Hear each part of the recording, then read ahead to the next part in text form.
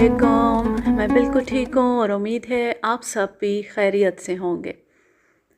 हैरत कदम में जो कहानी मैं आपके लिए लेकर आई हूँ इसका उन्वान है खाली कफन और इसके मुसन्निफ़ हैं अब्दुल हमीद निज़ामी।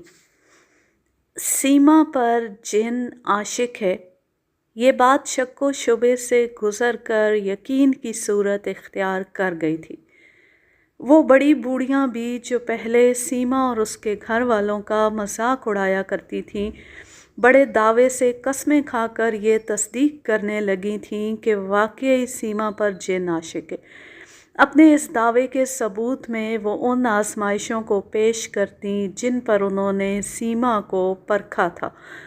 मसलन कोई कहती, मैंने इस मौसम में जब दूर दूर कहीं जामन देखने में नहीं आते, सीमा से कहा कि अगर वो अभी इसी वक्त घुले घुले स्याह जामन मंगा दे तो मैं जिन का आशिक होना तस्लीम कर लूँगी। और उसी वक्त सीमा ने उठकर अंगीठी पर से प्याला उठाया तो उसमें पाव भर बड़े मज़ेदार नमक लगे मोटे मोटे जामन थे। कोई कसम खाकर यकीन दिलाता कि एक दिन उसकी फरमाइश पर वहीं बैठे बैठे सीमा ने ऐसी मज़ेदार और अजीब सी मिठाई खिलाई जो परिस्तान ही की हो सकती थी, क्योंकि आज तक ऐसी मिठाई देखी और ना ऐसी लज्जत से ज़ुबान आशना हुई थी। सीमा के वालिद नज़ीर अहमद मुजफ्फर नगर यूपी में रहते थे और म्यूनसिपैलिटी में मुलाजिम थे, मगर सीमा पर जिन के आशिक होने वाली बात ने उन्हें पूरे मुजफ्फरनगर की मारूफ शख्सियत बना दिया था। इसके बावजूद जब कहीं से सीमा के रिश्ते का कोई पैगाम ना आया तो वो फ़िक्रमंद रहने लगे। उन्हें ये शोहरत बदनामी मालूम होने लगी और जूं जूं सीमा की उम्र ज़्यादा होती गई वो अपनी ही फैलाई हुई बात की तरदीद बड़े शद्दोमत से करने लगे। बेटी चाहे फ़कीर की हो या खा बादशाह की, पराया धन होती है और उसका हाथ बिल आखिर किसी न किसी के हाथ में देना ही पड़ता है। बेटी सबकी ब्याही जाती है, ये घर बिठाए रखने की चीज़ नहीं होती। फिर जो बेटी इतनी खूबसूरत हो कि हाथ लगाए रंग मैला हो, उसके रिश्ते तो घर बैठे आते हैं। साफ ज़ाहिर था कि सीमा के रिश्ते की बात करते हुए लोग डरते थे और यही डर अब सीमा के वालिद पर भी असरअंदाज हो रहा था। वो अक्सर सीमा की माँ बतूली से सवाल करते कि सीमा का क्या बनेगा। सीमा के मुस्तकबिल के बारे में सोच सोच कर बतूली भी हद दर्जे परेशान हो जाती। बतूली इंतहाई पछतावे के साथ ये महसूस करने लगी थी कि 2-4 साल में सीमा की जवानी ढल जाएगी, फिर तो अच्छे रिश्ते मिलने की उम्मीद बिल्कुल ही ख़त्म हो जाएगी। क्या मेरी चांद सी बच्ची यूं ही डाल पर लगे फूल की तरह मुरझा कर रह जाएगी? जब वो इस ज़ाविये से सोचती तो उसे अपने मुतालिक ये फ़ैसला करना पड़ता कि बेटी के हक़ में उसने डाइन का किरदार अदा किया है। उसने सीमा पर जिन आशिक होने का ढंढोरा पीट कर उसकी ज़िंदगी तबाह कर दी है। हकीकत भी यही थी कि शुरू शुरू में ख़ुद बतूली ने मज़े ले लेकर इस बात का चर्चा किया था, हालांकि उसने कभी जिन की झलक तक ना देखी थी, मगर हल्फिया बयान करती कि ठीक रात के 12 बजे दरवाज़ा बड़े ज़ोर से खुलता है, सब घर वाले जाग जाते हैं, मगर किसी में इतना दम नहीं होता कि बिस्तर से उठ सके। अपनी अपनी जगह दम साधे पड़े रहते हैं। सीमा किसी से बातें करती रहती है, कभी खानों, कभी मिठाइयों और कभी फलों की खुशबुओं से कमरा महक उठता है। घंटे 2 घंटे बाद दरवाज़ा खुद ब खुद बंद हो जाता है। मोहल्ले की औरतें अचंभे, दिलचस्पी और बेयकीनी के आलम में मुखय्यल अक़ौल बातें सुनती रहती और फिर जब दूसरी औरतों से मिलती तो उन्हीं अनोखे और हैरत अंगेज़ वाक़यात को मज़ीद रंग आमेज़ी के साथ अपने चश्मे दीद कहकर सुनाती। सीमा मोहल्ले की तमाम कंवारी लड़कियों में सबसे बड़ी उम्र की थी اس کے سامنے 15 کی لڑکیاں ڈولے میں بیٹھ کر سسرال رخصت ہو چکی تھیں۔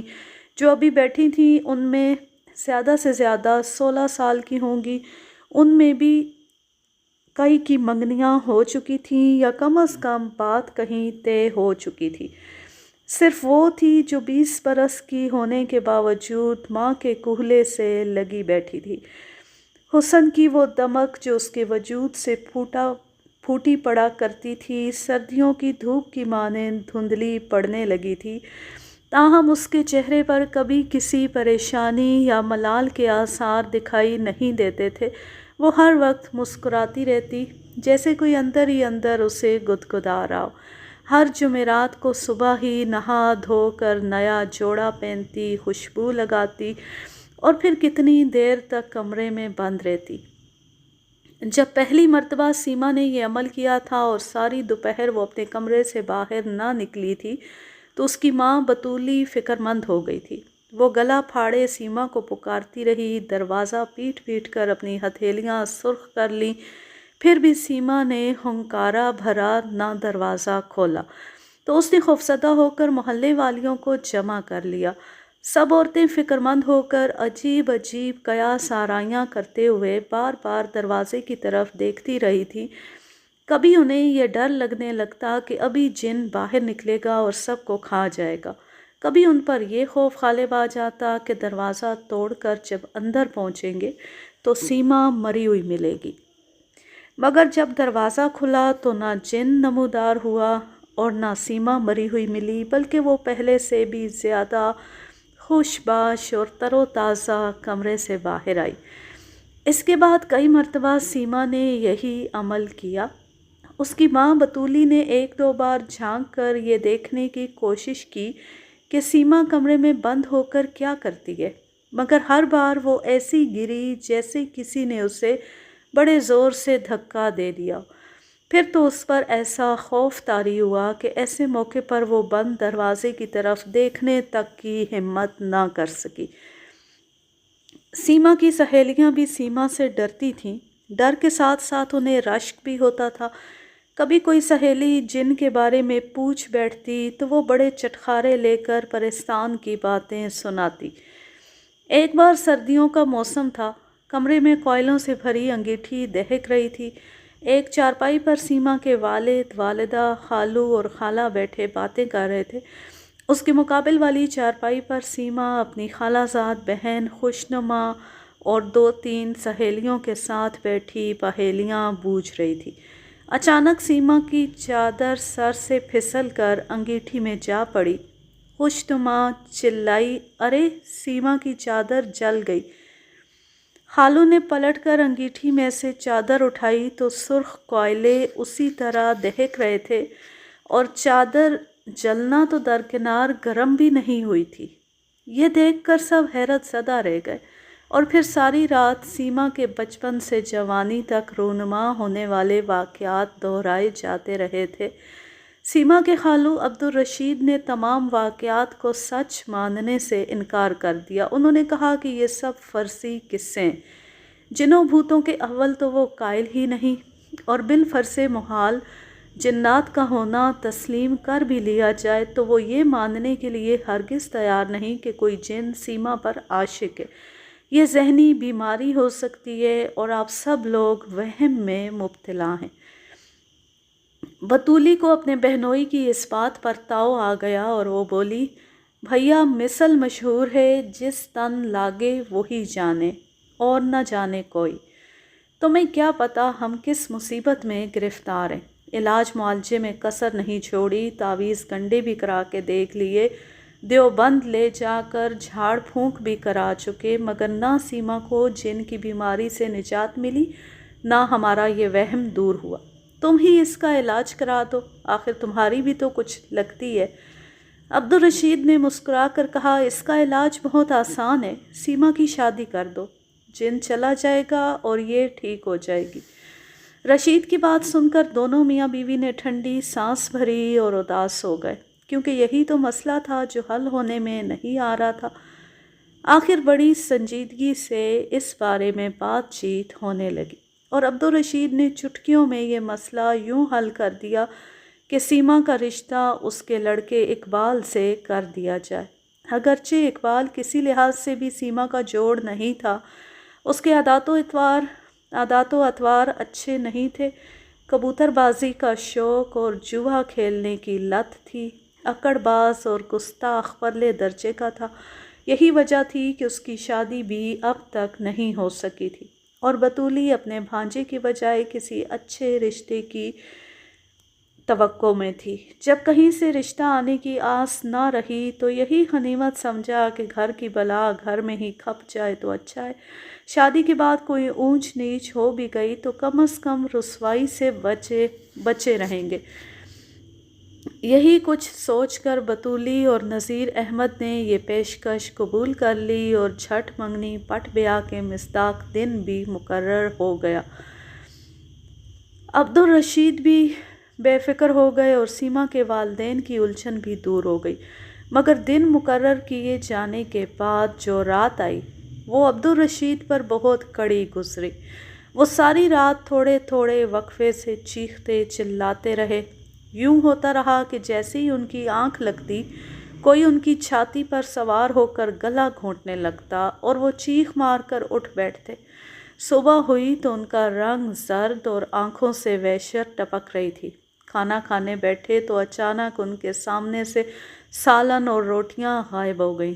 چائے پینے لگے تو گرم گرم چائے کا پیالہ منہ پر ایسے اونڈیلا گیا کہ سارا چہرہ سرخ ہو گیا۔ کسی بات کی آس لگ کر ٹوٹ جائے تو زیادہ دکھ ہوتا ہے۔ سیما کی ماں اور باپ کو بھی اب پہلے سے کہیں زیادہ فکر ہو گئی تھی۔ ان کا خدشہ ٹھیک ہی نکلا۔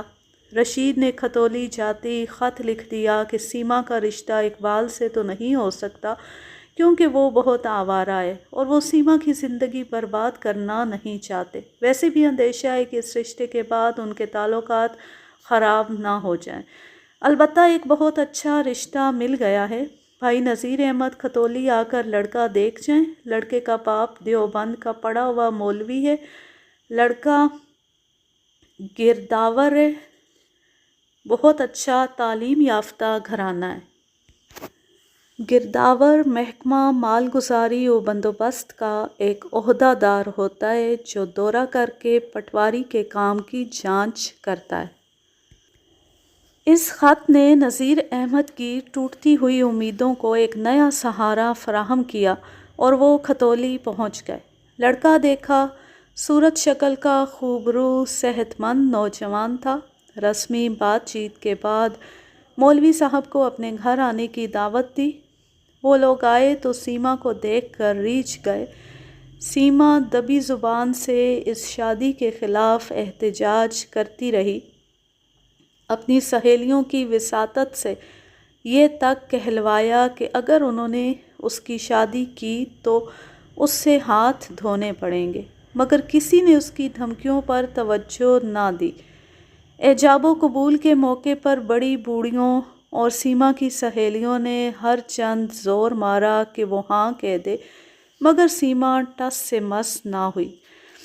پھر نہ جانے کس لڑکی نے سیما کی بغل میں منہ گھسا کر ہولے سے ہوں کر دی اور ارد گرد جمع عورتیں بیک زبان پکاریں ہاں ہو گئی۔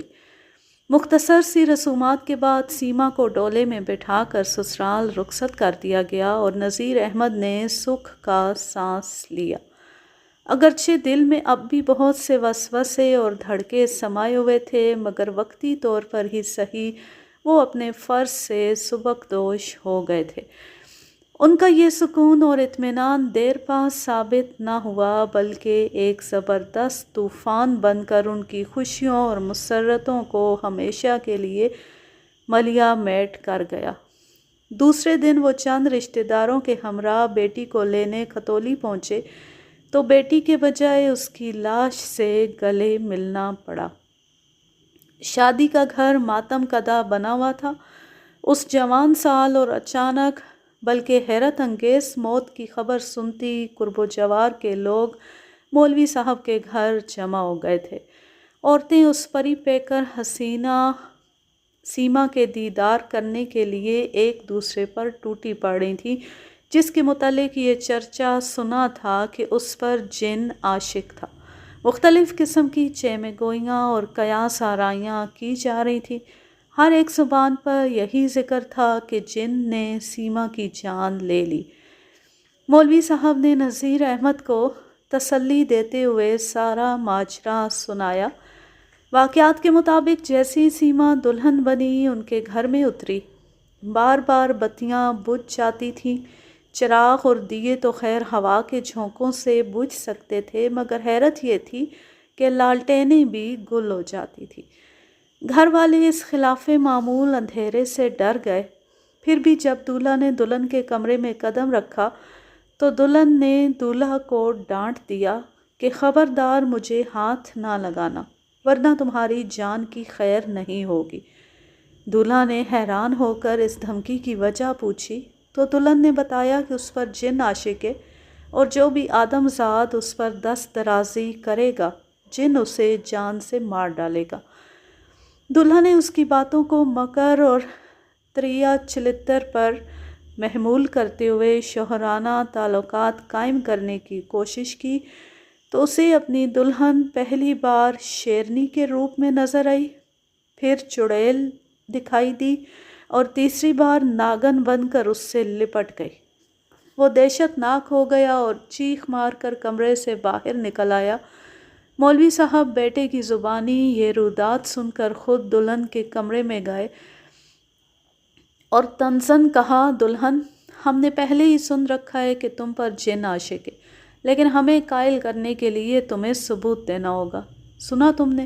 اس شادی پر میں نے 500 روپے قرض لے کر خرچ کیے، اپنے جن سے ہمیں 500 روپے منگوا دو، ہم مان جائیں گے کہ تم سچی ہو، ورنہ یاد رکھو تم نے سب کو الو بنا لیا، مگر یہاں تمہارے چلتر نہیں چلیں گے، میں جن اتارنا جانتا ہوں، سمجھی؟ ساری رات گھر میں یہی باتیں ہوتی رہیں کہ دلہن بہت چالاک ہے، اس کی کسی سے آشنائی ہے، شادی سے بچنے کے لیے جن کا ڈھونگ رچا رکھا ہے۔ مگر صبح اٹھے تو مولوی صاحب یہ دیکھ کر دنگ رہ گئے کہ ان کے سرہانے ایک مخملی تھیلی رکھی تھی جس میں پورے 500 روپے تھے۔ جیسے ہی گھر والوں کو اس رقم کا علم ہوا، سب کو یقین ہو گیا کہ واقعی سیما پر جن عاشق ہے۔ کسی کو سیما کے کمرے میں جانے کی ہمت نہیں پڑ رہی تھی۔ کافی دن چڑھے، مولوی صاحب ڈرتے ڈرتے کمرے میں گئے تو یہ دیکھ کر ان کے پاؤں تلے سے زمین نکل گئی کہ سیما دلہن بنی سیج پر مردہ پڑی تھی۔ بس پھر کیا تھا، ذرا سی دیر میں کھلبلی مچ گئی اور یہ خبر جنگل کی آگ کی طرح پورے قصبے میں پھیل گئی۔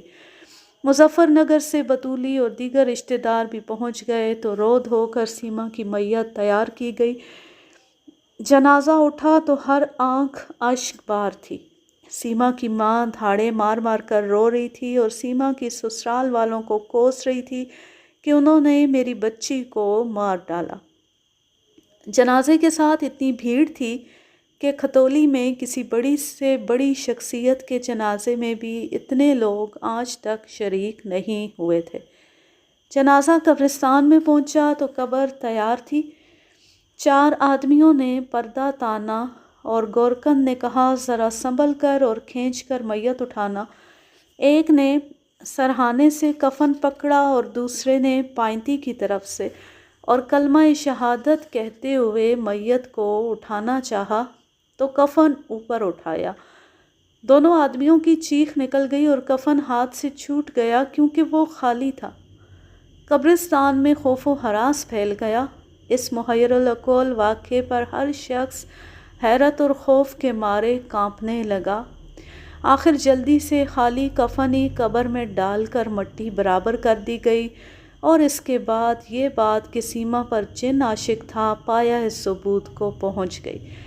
یہ سن 1935 کا واقعہ ہے اور اس کے چشمدید گواہوں میں سے جناب نذیر احمد کھتولی، جو بہت اچھے شاعر اور ضعیف العمر معتبر بزرگ ہیں، لاہور میں موجود ہیں۔ ماخذ سیارہ ڈائجسٹ، دسمبر سن 1974۔ اب میں لیتی ہوں آپ سے اجازت، جہاں رہیں خوش رہیں، شاد و آباد رہیں، ہنستے مسکراتے رہیں، اور اگر یہ کہانی یا میرا انداز پسند آئے تو اس چینل کو سبسکرائب ضرور کر لیں۔ اللہ حافظ، اللہ نگہبان۔